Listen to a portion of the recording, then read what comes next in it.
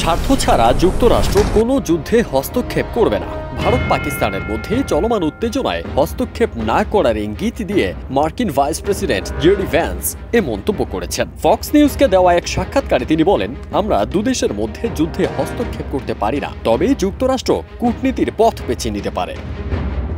ওয়ালটন আবারও মিলিনিয়ার অফারে ওয়ালটন ফ্রিজ কিনে আপনিও হয়ে যেতে পারেন মিলিয়নিয়ার।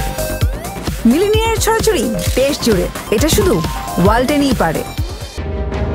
যুক্তরাষ্ট্রের ভাইস প্রেসিডেন্ট জেডি ভ্যান্স বলেছেন, তার দেশ চায় ভারত ও পাকিস্তানের উত্তেজনা কমুক। ভারত আক্রমণ করলে পাকিস্তান জবাব দেয়, এভাবে চললে বড় ক্ষতি হতে পারে। দুদেশের উচিত ঠান্ডা মাথায় ভাবা যেন এই সংঘাত পারমাণবিক যুদ্ধে না গড়ায়। তিনি আরো বলেন, যুক্তরাষ্ট্র কারো পক্ষ নিতে বা কাউকে আত্মসমর্পণ করতে বলবে না, তবে তারা দুদেশের মধ্যে শান্তিপূর্ণ সমাধান চায় এবং এই সংঘাত নিয়ে তারা উদ্বিগ্ন।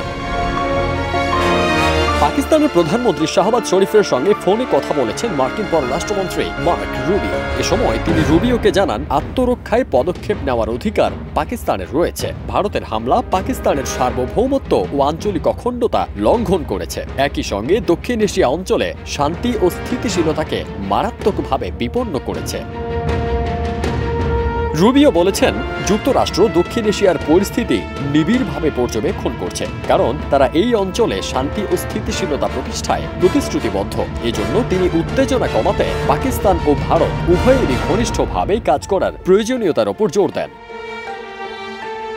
ফারদিন সানি, দেশ রূপান্তর।